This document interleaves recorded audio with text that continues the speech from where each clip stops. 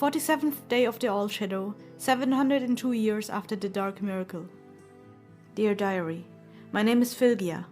This is my third attempt to journal my life after the last book got generally ruined by a roof leak. Here's what remained of my second journal, with new sections added toward what will hopefully be the middle. I had to fill some of the ruined bits in, so it's missing large sections of my writing that are sadly lost forever, and are simply summarized. Laurus, my adopted father, gave me an empty book to keep track of my thoughts and distract me from the All-Shadow's pull. And so, I suppose that's what I'll do. I'm a tiefling, the second born of the union of the demoness Veraldar and another tiefling. Or so my mother told me. I was born in Zarketh, city of the Still Lake, a major city in the East Darklands, a city of vampires. Unlike my older sister, I was born under the sign of the All-Shadow, the god revered by the Darklands. Why anyone would pray to her, I don't know. She's not a kind god, but she is cunning, a god of power and blood, constantly seeking vessels to influence the material world, to envelop the world in shadow. She follows me.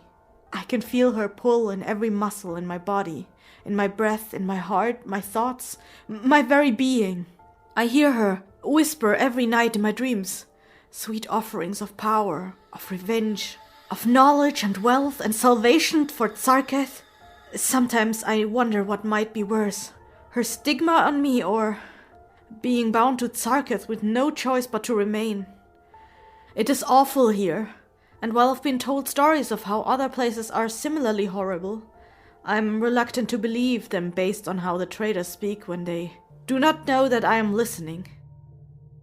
When my mother learned that I bore the sign and I came of age, we joined the Dark Blood, a cult dedicated to serving Jelveldrin, the one who they believe to be the true avatar of the All-Shadow. This is not the mainstream religion of the Darklands, though their beliefs have gained popularity. The Dark Bloods educated me, taught me of demonology, thaumaturgy, of the dark rituals and arts and balance.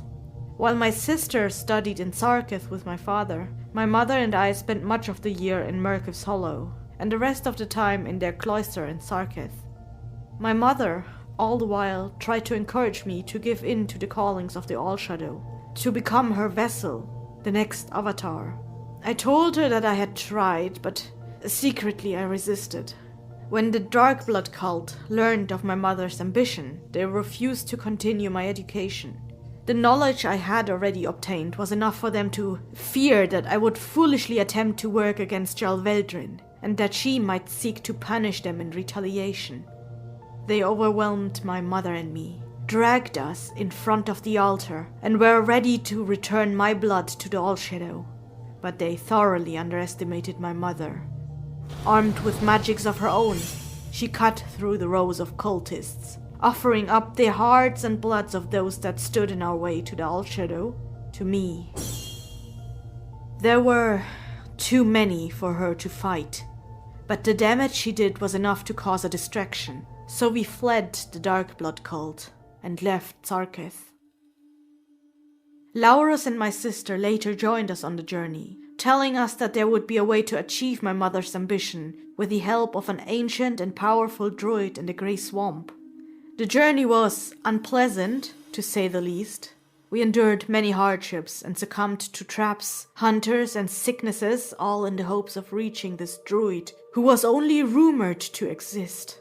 Right as we lost hope, as I lay dying in a fever, the druid appeared. Neither human nor lizard folk, but as a shapeshifter with a mix of scales and grey skin. A man of few words, one with nature. It was like he knew us, like we were just part of the natural order of things, out there in the swamp. He looked at my mother, motioned to my sister, and all at once my father bound her. We all just knew. In a few days, when the moon was right, spilling my sister's blood over me in a cruel ritual would heal me and allow my dreams to come true. I still don't know how we all knew this. The druid never spoke. But the pact was just felt, understood. My sister tried to break free of the bonds, but in my weakened state I was unable to help her. As I just lay there, unable to move in the makeshift camp, the old druid gathered herbs, parts from various creatures, and forced me to drink potions. I know this may seem weird, but I remember knowing that he knew my secret, that I did not want to be part of the All-Shadow. I wept as 2 more sunless days passed, and more elements of the ritual were gathered. On the night of the ceremony, all went according to the ceremony we inherently knew the steps to, our hands and bodies moving as if possessed, confident, as if we had done this 1,000 times before. Every moment leading up to my sister's death was an eternity, and I found my hatred for my parents growing with each breath. As my sister's blood was spilling over me, and her screams reached heights I did not think possible, the seething hatred I felt for my parents broke my fever, and my dreams became manifested as a great crimson drake, 10 times larger than any I have ever seen before or since, appeared suddenly in the woods, devouring my screaming parents and breaking my bonds in the process. In the same way I had known about the rituals, I knew this to be the great blood drake, a beast of legend, said to be an avatar of the god of the hunt. There is still no doubt in my mind that this was the work of the All-Shadow, granting me my heart's desire, vengeance upon my parents for life of cruelty, and it was because of this granted wish that she will haunt me for the rest of my nights. The Druid of the Grey Swamps became my new mentor, and as I followed in his footsteps, I learned all I would need to take care of not only myself, but also of the creatures within the swamp and surrounding forests. As nature had provided for us, we too were its guardians. My magical abilities shifted, and I grew to identify as a druid, communicating with and drawing power from the lands. The areas of the swamp that were familiar to me expanded with each day, and as the years passed, I became acquainted with the lizard men of the swamp, the fell beasts of the forests, and the ruins of Veselol. Veselol, the so-called City of Rejects, has been a great place to gather magical and ritual items, as its strange and unusual inhabitants have a tendency to acquire them and hawk them for meats, which I can easily acquire and trade. The gaunt figures of the ruins delve deeper into the earth in search of treasures or food as their hunger grows, and their trust can easily be earned for a few scraps of meat over a few days. It is said that those who dwell there are former soldiers of the staff of disgraced nobility, those who became mentally or physically useless to the Dark Lords over the years. And while I've been able to occasionally glean a hint of intellect in a few of them, I have not come to know any of these cannibals well enough to learn of their personal history. It is around this point in my journal where I learned more of the blood drake from the UNT, whose temples I infiltrated while wearing the form of various scaled beasts.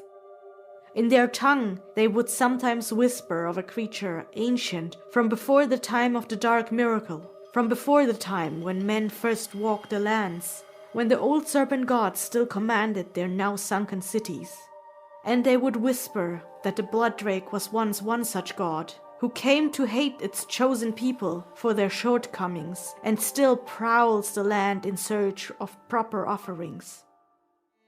As I do not know how far gone my memory will be when my eyes fall upon these pages again, I shall remind my future self an important fact, coming immediately relevant, that in the Darklands there is only one true carnal pleasure agreed upon by all: taste. Vampires, the undead, the living, the demons of the woods, and the scaled creatures of the swamps all love the sensation of delicious food upon their tongues.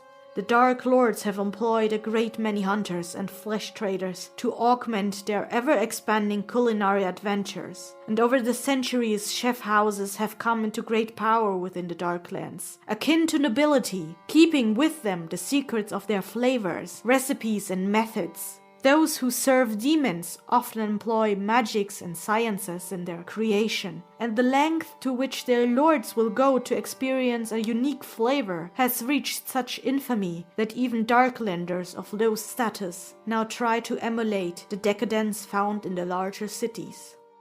One night, the creatures of the woods whispered to me that the great chef houses from the city of Ulestis were seeking something within the woods. While I eat to survive, the hunting of particularly intelligent creatures has always disgusted me.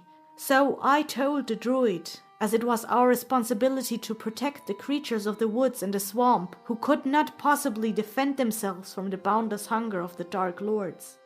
The druid of the swamp had only just become aware of the creature they sought to hunt, and implied that we should work together to trap and relocate it, so it might be safe.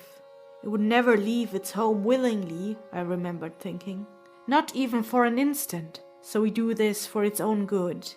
And like a fool, I joined him. I cast the incantations, prepared the ritual, and set the traps that would hurt the beast. And it was as I first laid eyes on it, the proud grey and silver unicorn, that I first felt true joy.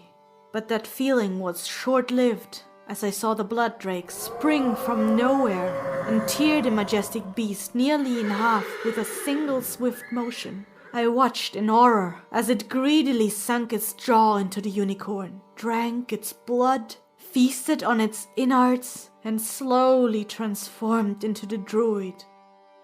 I, too, had been betrayed by him, and I could see now that it was only a matter of time before the beast would turn on me, slaughtering me as easily as it had my mother. So I fled the Darklands. I crawled, I swam, I ran, and I slithered in many different forms until I was free of the forest, free of the swamps, free of the Darklands, and as I passed beyond the edge of darkness hold, I bore witness to the second of my happiest moments in my life.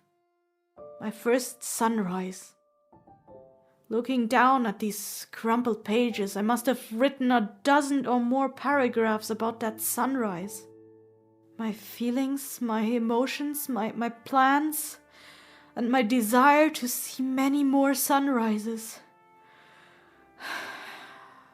But I suppose they're all gone now. My fear of the blood drake kept me moving even further north, passing the holds of the giants and elves, the great desert and the Gensla expanse. All along the journey, I yearned for kinship, to be around others who were not trying to kill me. I had tried many times to live among the various peoples I encountered, paying my debts with various plants, fruits, and vegetables. But it seems that while I might have been done with the All-Shadow, she was not yet done with me, as I was the herald of ghostly apparitions, random drops in temperature, the casting of strange shadows, and worse. I would be branded a witch or hag, or assumed to be more demon than tiefling, and I would be driven from the communities I lived, from human villages to tribal dragonborn camps. I had become vegetarian by this time, finding so much food in the wilds, especially the dead pines, and it was there that I came across a roofless hut, home to a nest of 3 little rabbits. In a single day I had found my home and friends. I became their protector when the nearby villages of the Brightwale tried to hunt in my territories. I made a special effort to embrace the stigmas given to me by Misten Dragonborn clan and the other human settlements, and made the locals aware of my presence.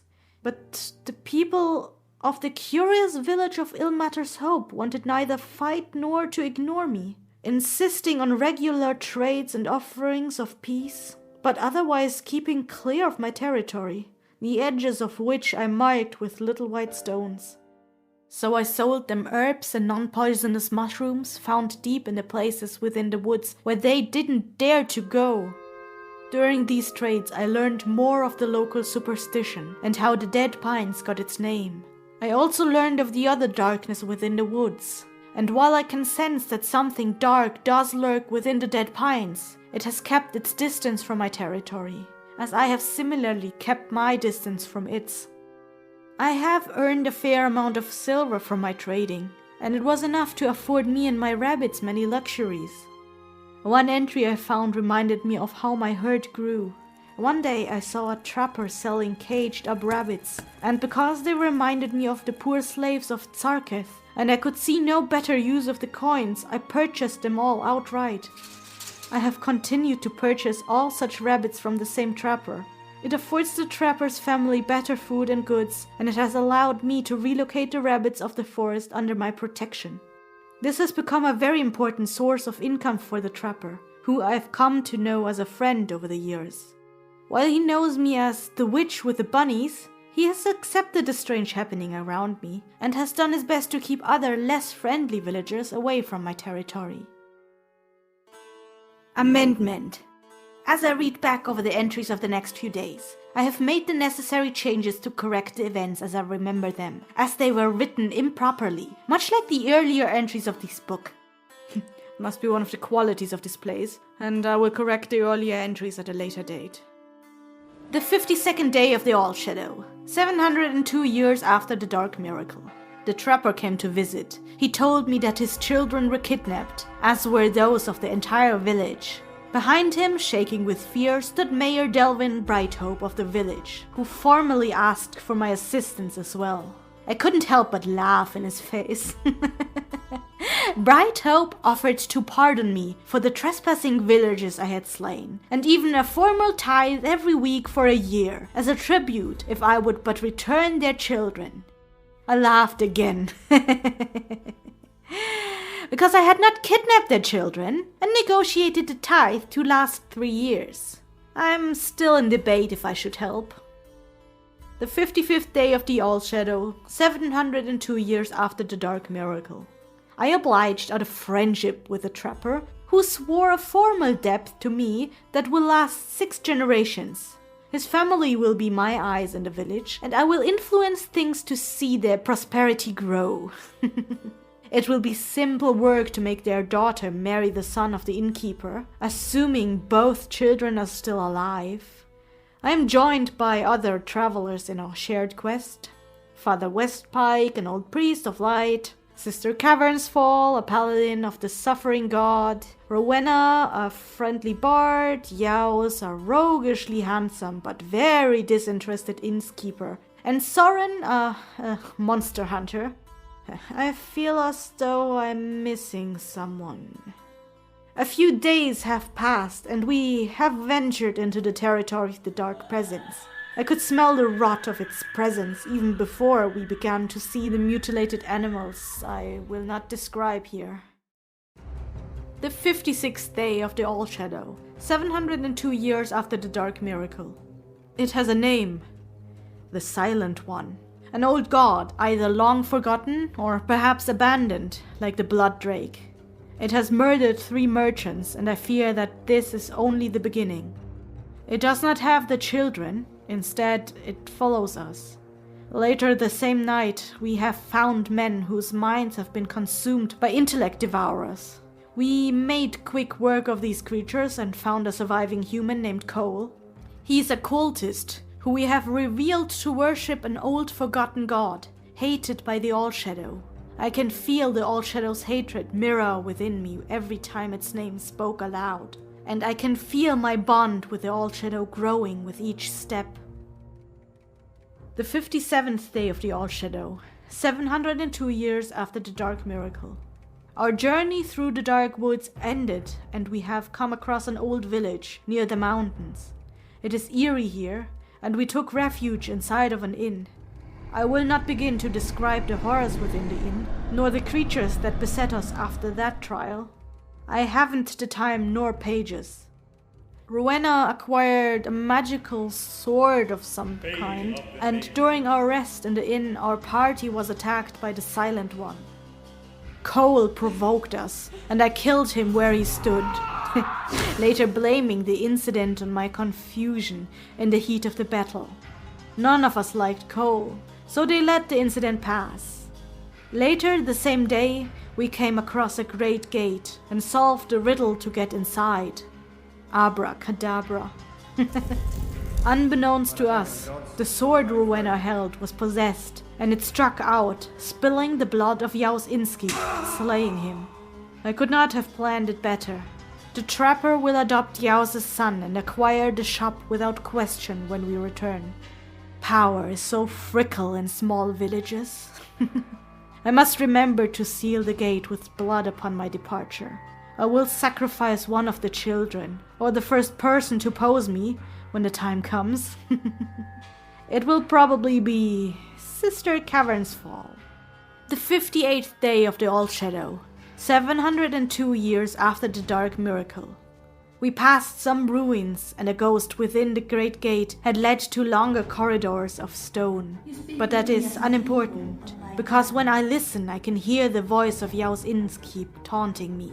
He's dead and buried, so it must surely be the Silent One. I have yet to catch the creature in its game, as it keeps duplicating others of our number without our notice. It wears at my concentration, my very sanity, as I try to focus on the people present. The others do not hear it, and this has become a very difficult game to display a confident smile to them. Later the same night, I fell through solid rock and found myself before a hall of mirrors. On the other end of the hall was a reflection of myself. Only it wasn't a reflection. She was like me in every way. It was maddening and curious all at once, but I could tell that she did not hear the call of the All Shadow. She was not the chosen. She was not real. Yet this did not slow down her attacks. She died all the same. She vanished. Bled out and vanished like the illusion that she was. Because she was most certainly not real. I cannot stop laughing. I know it's not funny. I know I don't feel happy, but when I try to go back and see my ruined features, the edges of my lips form a smile. This is something I need to work on. But after I get home. After the fight, I found myself before the light of the campfire once again. Only Yaos was there. Something broke inside of me. I kept laughing. I needed to recuperate and revisit my journal. I needed to recover and just get out of the fucking conversation that not dead Yaos and Rowena started. So I played along. Time has passed. This journal is clearly not my own. I've made corrections to the inconsistencies of the more recent entries. I will fix the rest. I must fix the rest. They are all wrong, all incorrect. Yaos mocks me with every smile, as if nothing is wrong, as if his headless corpse shouldn't be rotting in the mud beyond the gate at this moment, but it will. It will. I don't know what day it is anymore. I think a day has passed, but this damn tunnel is endless. Yaos survived somehow, but he shouldn't have. At least it's really him. I got close earlier, but I think I can finish the job. I have a plan. I need to kill him to set things right again. A herald from the Darklands will awaken the nameless god. Surely this must be him. Okay, plan time. I'm going to alter my appearance to look like Sister Cavernsfall and murder him. The Silent One has already agreed to take my appearance, so my identity will be secure. He assured me that this plan will work. I feel uneasy handing him my book, but he will help me fix this. Yaos should be dead. Yaos cannot be allowed to live. I will fix this, when I will rescue the children and seal this damned place away forever. Your journey ends. Your well is empty. Your body lost in misdirection. You sought him. You found me. Your face added to my collection. Seeing without sight he hungers. Through dreamless sleep he hears you. He tastes your scent, consumes your fears. You shall never be whole. He calls for you. Weaver of fate, carver of dreams, please heed this call and replace turmoil with blessed silence. Remake the world, O nameless one, feeling without a body, yearning without a soul. Do you seek him?